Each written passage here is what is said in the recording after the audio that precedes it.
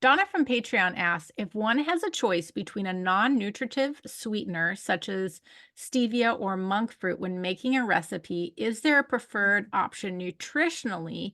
And are some of these sugar substitutes like healthier than others, i.e., do they impact our gut all equally?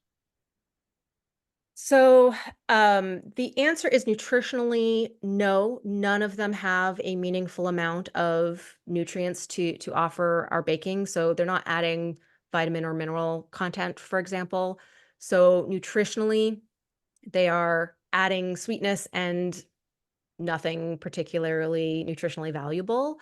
From a gut microbiome perspective, there is a difference between the impact of some different non-nutritive sweeteners like aspartame or the one that I can never pronounce, or that stevia has not been very well studied for its impact on the gut microbiome. We don't really have studies for allulose or monk fruit and the gut microbiome, I'm pretty sure.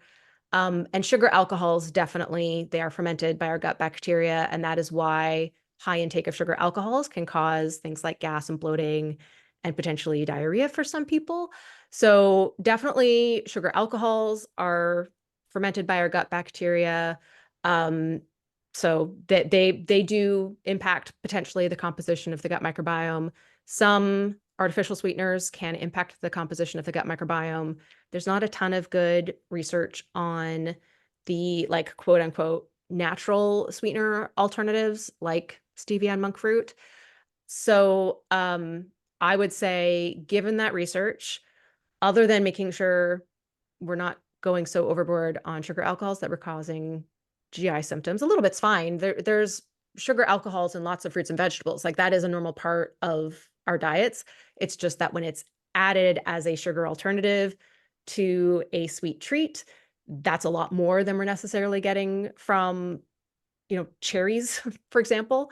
So other than staying below whatever our own individual tolerance is to sugar alcohols, I would say the number one factor that I certainly I mostly cook with sugar because my sugar intake is not higher than 10% of my calories. But if I was going to cook with a sweetener alternative, I would be going based on taste. Like I can't stand the taste of monk fruit.